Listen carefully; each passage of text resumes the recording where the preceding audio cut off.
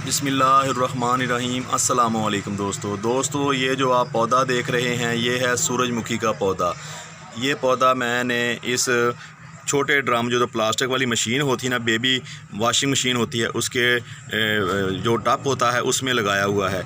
इस पौधे को लगे हुए तकरीबन दोस्तों 1 माह हो गया है। ये 2 पौधे हैं मेरे पास, यहाँ पे ये देखें। तो ये टप के हिसाब से 2-3 पौधे यहाँ पे होने चाहिए थे, लेकिन मेरे पास 2 पौधे हैं। तो जिसके लिए ये इसकी जो ग्रोथ है को बढ़ाने के लिए दोस्तों ये टब काफ़ी रहेगा। इसमें काफ़ी मिट्टी है, आप देख रहे होंगे। इसकी 2 या 3 फिट जो है ना इसकी जो हाइट है, और चौड़ाई तकरीबन 1.5 फिट है। तो इसमें काफ़ी मिट्टी आ जाती है। दोस्तों सूरजमुखी को हम क्यों कर काश्त करें? अगर आप फार्मर हो तो दोस्तों, फार्मर हो तो आपको इससे बहुत फ़ायदा होने वाला है इस फसल से, क्योंकि ये 90 से 100 दिन के अंदर दोस्तों फसल पक कर तैयार हो जाती है। दूसरा, इसको ग्रो करने का, इसकी फार्मिंग करने का हमें पाकिस्तान में बहुत ज़रूरी है, क्योंकि हम खुर्दनी आयल जो होता है वो दोस्तों बाहर से मंगवाते हैं।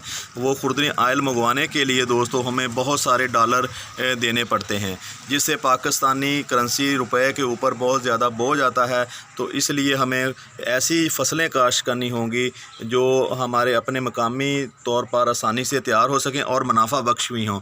इसका रेट भी दोस्तों बहुत ज़्यादा होता है। ये जो इसमें तेल निकलता है सूरजमुखी से, तो तकरीबन इसके जो सीड होता है उसमें 50% के करीब जो है ना ऑयल होता है। तो इसलिए भी दोस्तों ये बहुत ही फ़ायदेमंद चीज़ है। तो इसलिए आप इसको ना ग्रो करें। इसको ग्रो करने का पाकिस्तान से हो दोस्तों आप, तो इसको ग्रो करने का मुख्तलिफ़ इलाकों के लिए मुख्तलिफ़ टाइम पीरियड है। जैसे मैं बहावलपुर डिवीज़न से हूँ, तो वहाँ इसका टाइम जो होता है ये 15 दिसंबर से शुरू हो जाता है। अगर आप चकवाल साइड से हो या मियाँ वाली साइड से हो, तो वहाँ वीरानी इलाके होते हैं, तो वहाँ आप इसको 15 जनवरी के बाद काश्त कर सकते हैं। बहुत ही मुनाफा बख्श फसल है। ये 90 या 100 दिन के अंदर ये फसल पक कर तैयार हो जाती है। तो आप उस यहाँ पे ये फसल लगाई होती है, उस फसल इसको हार्वेस्ट करने के बाद आप वहाँ पे और फसल भी बहुत आसानी से ग्रो कर सकते हो। दोस्तों दूसरा, इसका टाइम पीरियड 2 फसलें होती हैं इसकी, साल में आप 2 फसलें ले सकते हो। दूसरा, आप इसको सितंबर के जो होता है उस सितंबर के महीने में इसको ग्रो कर सकते हो। तो सितंबर और यानी कि इसके बीच में दोस्तों अगर आप कोई फसल या चारा ग्रो करना चाहें तो भी आप 2-3 महीने होते हैं। इसमें इस फसल ने तकरीबन कोई अप्रैल के एंड पे जाके दोस्तों इसको हार्वेस्ट कर लेते हैं, जो आपने दिसंबर में लगाई होती है फसल। तो इसके बाद आपके पास 2-3-4 महीने होते हैं जिसमें आप चारा ग्रो कर सकते हो। इस तरह आप साल में एक ही खेत से, एक ही जगह से 3 फसलें ले सकते हो। दोस्तों सूरजमुखी को ग्रो करने के लिए ऐसी मिट्टी चाहिए होती है जो मेरा सख्त मिट्टी हो। रेतली मिट्टी में इसको आप ग्रो ना करें, क्योंकि रेतली मिट्टी में दोस्तों इसका पौधा जो है ना, जब इसके ऊपर फूल आता है, यहाँ पे आपको दिखाऊं तो फूल का साइज़ काफ़ी बड़ा हो जाता है। तो इसका साइज़ बड़ा होने की वजह से तो दोस्तों ये एक तरफ जब हवा थोड़ी सी चलती है या आंधी आती है तो ये पौधा गिर जाता है। गिरने से हमारा जो इसके ऊपर सीड लगा होता है वो ज़ाया हो जाता है, तो हमें इससे काफ़ी नुकसान होता है। ऐसी जगहों पर इसको आप काश्त करें, यहाँ पर दोस्तों सख्त मिट्टी हो, सख्त मैरा मिट्टी हो। तो रेतीली ज़मीन में आप इसको बिल्कुल ना ग्रो करें। दूसरा, रेतीली मिट्टी में इसको ग्रो करने का नुकसान एक ये भी होता है कि ये रेतीली मिट्टी में उगाया हुआ पौधा पानी बहुत ज़्यादा मांगता है।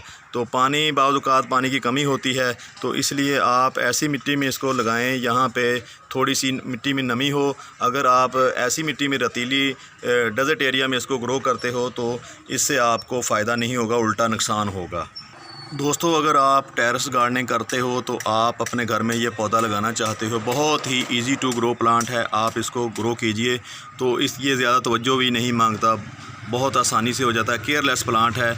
आप ऐसे गमले का इंतखाब करें जिसमें मिट्टी ज़्यादा आती हो, क्योंकि इस पौधे का फैलाव काफ़ी हो जाता है, ज़्यादा हो जाता है। तो इसके ऊपर फ्लावर का साइज़ और फूलों की क्वांटिटी जो है उसी हिसाब से आएगी जिस तरह आपने उसमें मिट्टी डाली होगी, उसको न्यूट्रिएंट फ्राहम किया होगा। ये देखो एक ट्री की शक्ल इख्तियार कर लेता है ये पौधा। यहाँ से मैं आपको दिखाऊँ थोड़ा सा दूर करके, तो ये देखें अभी छोटा है, इसकी हाइट जो है अभी 2 फिट के करीब है। ये तकरीबन 6 से 7 फिट तक दोस्तों ऊँचा हो जाता है एक ट्री की शक्ल इख्तियार कर लेता है। इसलिए आप ऐसे गमले में लगाएं जहाँ पे जो मिट्टी ज़्यादा आती हो और उसमें न्यूट्रेंट आप इसकी मर्ज़ी के मनपसंद इसको न्यूट्रेंट मिलें। और इस जैसे ये देखें, मैं आपको दिखाऊं, ये हर पत्ते के नीचे से दोस्तों अपनी नई ब्रांचें निकाल रहा है। इसका मतलब है कि इसके ऊपर यहाँ 2 फीट के एरिया में तकरीबन 15 से 20 जो है ना फूल आने वाले हैं। ये जो एक ब्रांच, ये सिंगल ब्रांच नहीं रहती, जैसे ये सिंगल ब्रांच थी पहले, इसके बाद यहाँ से निकलनी शुरू होगी और इसके बाद इसकी और डिवीज़न होगी, तो इसके ऊपर से भी 2-3 यहाँ गुच्छे के तरह जो है ना इसके ऊपर फूल आएंगे। दोस्तों ये कई रंगों में अवेलेबल है जो होता है सूरजमुखी का पौधा। तो ये जो पौधा है ये है येलो वाला। वैसे मुझे तो ऑरेंज वाला पौधा पसंद है, लेकिन मेरे पास उसके सीड नहीं थे, तो ये येलो वाले थे, तो मैंने इसको ही ग्रो कर लिया। आप भी इस पौधे को ग्रो करें, बहुत ईजी टू ग्रो प्लांट है। दोस्तों ये थी आज की वीडियो, मिलते हैं किसी और वीडियो में, तब तक आपसे इजाज़त चाहते हैं। अल्लाह हाफिज़।